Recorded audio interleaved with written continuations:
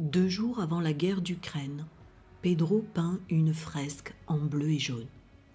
Couleur qu'il n'affectionne pas particulièrement. Et pourtant, ces 2 teintes vont lui dessiner un nouveau chemin.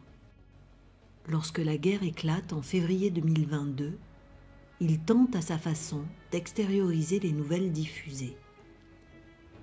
À Grenoble ou à Tarbes, il tente tous ses appels au café du matin avec un dessin par jour. Sa rencontre avec une jeune professeure de français ukrainienne continue de le conforter dans cette quête. Il décide donc de partir une première fois, en août 2023. Dans la ville de Tchernigiv, il retrouve Victoria, polyglotte. Elle sera non seulement un guide, mais aussi son soldat, sa boussole, et par-dessus tout, deviendra une amie chère à son cœur. Les toiles roulées dans son carcan de carton sont régulièrement posées à même les ruines.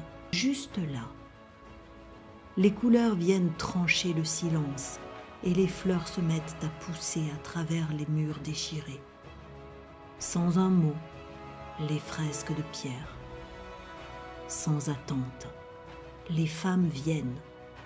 Entre stupéfaction et émotion, elles restent momentanément muettes et leurs yeux commencent à s'embuer de souvenirs trop lourds. Une d'entre elles s'approche et au fur et à mesure que ses paroles entourent la toile, elle s'abandonne et s'autorise des larmes rageusement contenues depuis longtemps. Lorsque d'autres femmes arrivent, témoignent, discutent et se réchauffent des couleurs du sol, le travail de Pedro devient un conducteur médiatique, un relais à la liberté d'expression.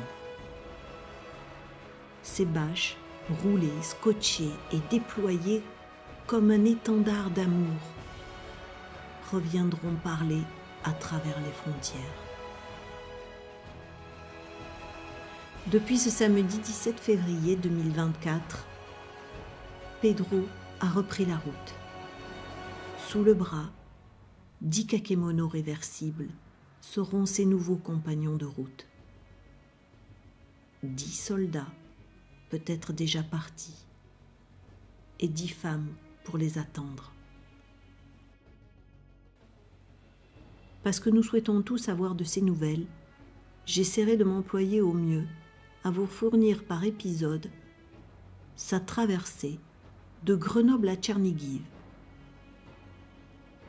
Comme un carnet de route lointain, je serai sa plume. À très vite, Pedro.